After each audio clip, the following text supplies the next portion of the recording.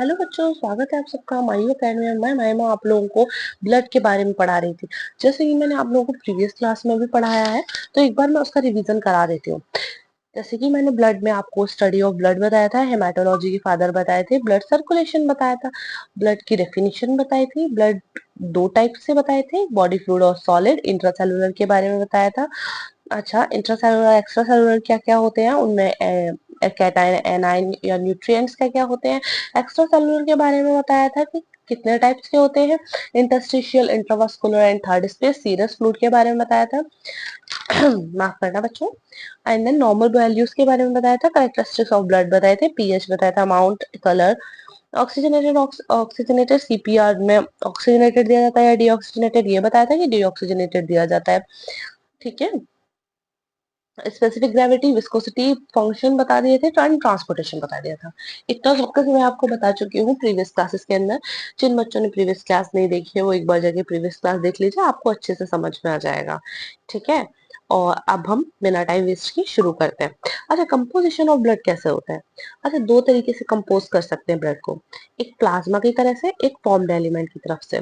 Plasma 55% होता है, formed element कितना होता है, 45% तक होता है। माफ करना।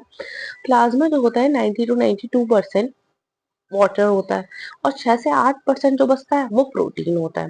एंड फॉर्म्ड एलिमेंट में कौन कौन से एलिमेंट आएंगे? इस आरबीसी, डब्ल्यूबीसी और प्लेटलेट्स। आरबीसी को रैथिनोसाइट्स कहते हैं, डब्ल्यूबीसी को ल्यूकोसाइट्स और प्लेटलेट्स को थ्रोम्बोसाइट्स कहते हैं। नेक्स्ट पेज पर चलते हैं। अच्छा, अब मैं आपको बताती हूँ कि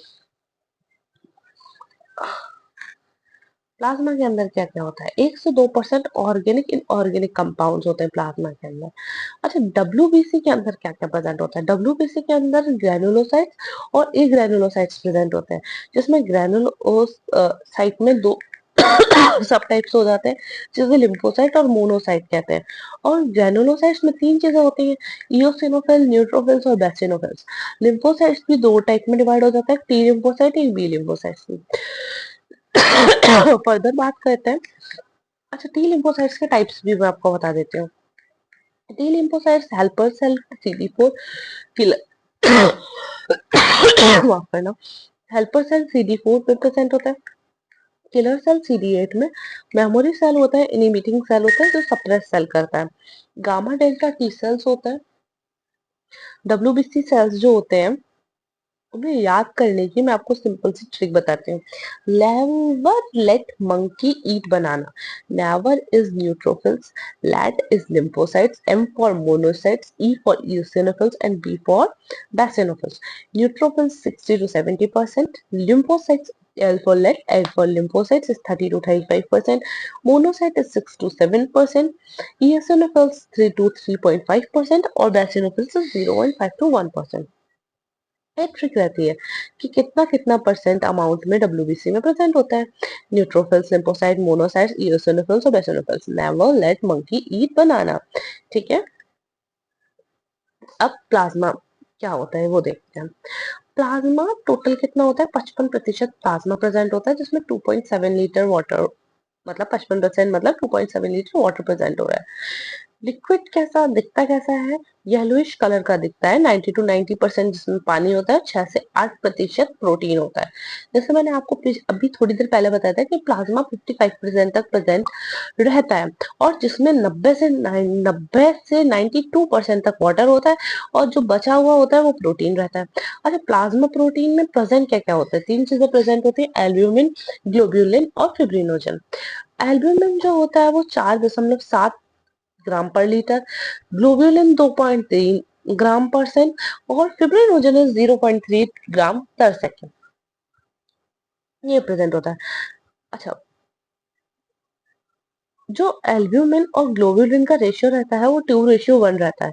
मोस्ट अबंडेंट रहता है, 64,000 किलो डाल्टन का होता है, सबसे ज्यादा हल्का होता है और ओनकोटिक प्रेशर को मेंटेन करता है। ठीक है, जबकि ग्लोब्यूलिन जो होती है वो इम्यूनिटी प्रोवाइड करती है। अब फिब्रिनोजन क्या क्या काम करती है वो देखते हैं। 0.3% ग्राम परसेंट पर प्रेजेंट होती है, इतनी सी ही होती है, बहुत कम होती है, और 3,40,000 किलो डाल्टन तक होती है, सबसे भारी भी होती है और ब्लड क्लॉटिंग में मदद करती है। ठीक है, आया समझ में बात? दोबारा बता देती हूँ। अच्छा, 3 तरीके की प्लाज्मा प्रोटीन प्रेजेंट होती है, एल्ब्यूमिन, ग्लोब्यूलिन एंड फिब्रिनोजन।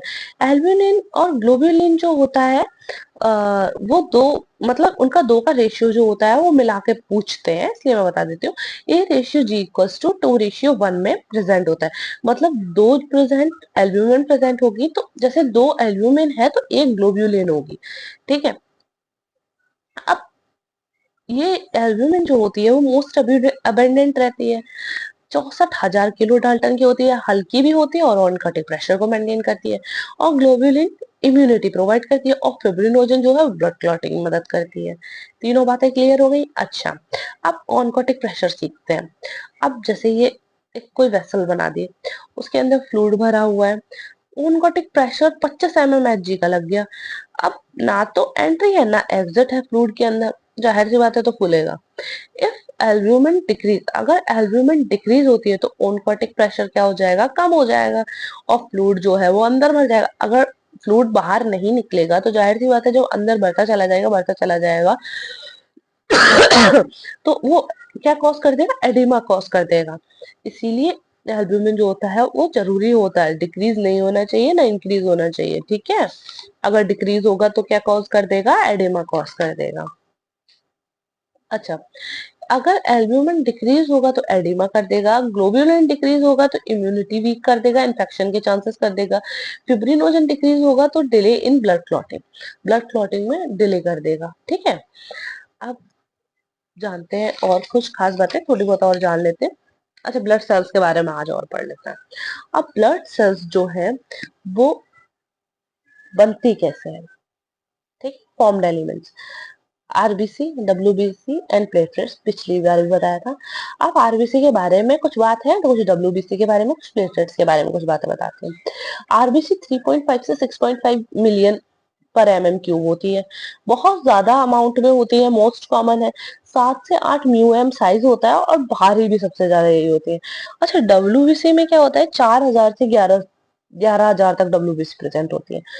ठीक है, रेयरेस्ट सबसे कम 8 से 18 म्यू तक उनका साइज होता है। प्लेटलेट्स की बात करो तो 1.5 से 1.4 ये लाख में होती है, और 2.4 म्यू तक होती है और हल्की रहती है प्लेटलेट्स। आरबीसी के बारे में कुछ बातें जानना है। आरबीसी 8 म्यू की होती है, मैक्रोसाइटिक होती है, और क्या बनाती है, पर्निशियस एनीमिया कॉज करती है और मैगुलोसाइटिक एनीमिया कॉज करती है। ठीक है, 7 म्यू की होती है, माइक्रोसाइटिक होती है, तब आयरन डिफिशियंसी एनीमिया कर देती है। साइज, जैसे साइज कम होता है या बढ़ता है तो इसमें क्या क्या कॉज करता है।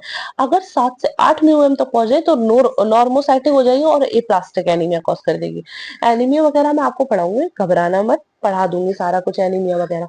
आज हम लोग इतना ही पढ़ेंगे, कल हम लोग आगे डब्ल्यूबीसी और प्लेटलेट्स के बारे में जानेंगे। ठीक है, तो जिन बच्चों ने चैनल सब्सक्राइब नहीं किया है वो एक बार चैनल सब्सक्राइब कर दे। वीडियो अच्छी लगी हो तो प्लीज लाइक कीजिए, कमेंट कीजिएगा।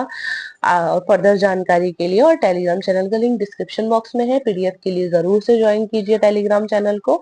थैंक यू बच्चों।